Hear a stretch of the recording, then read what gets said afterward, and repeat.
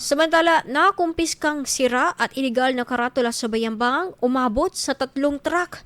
Para sa detalye alamin sa ulat ni Idol Aaron Navelgas.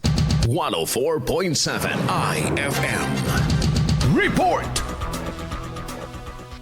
3 truck na puno ng mga sirang karatula at tarpaulin ang nakolekta sa isinagawang cleaning operation ng lokal na pamahalaan ng Bayambang sa kahabaan ng Rizal Avenue at sa harap ng lumang Bayambang Central School. Kabilang sa matinanggal ang mga sira at illegal na signage na nakapaskil sa mga pangunahing kalsada upang malinisan at maging maaliwala sa mga sidewalk at poste. Kapansin-pansin na ilan sa mga binaklas na tarpaulin ay mula pa noong nagtapos ang halalan noong Mayo. Samantala, nakatakda na ring simulan ang paglalagay ng Christmas decoration sa ilang mga punong kahoy na pinutulan ng sobrang sanga, partikular sa bahagi ng lumang Bayambang Central School. Layunin ng clearing operation na mapanatili ang kalinisan at kaayusan sa mga pampublikong lugar at mapaigting ang pagpapairal ng disiplina sa mga residente. Kasama mo sa IFM News Dagupan, Idol Aaron Navelgas, Tatak IFM. IFM News. IFM News.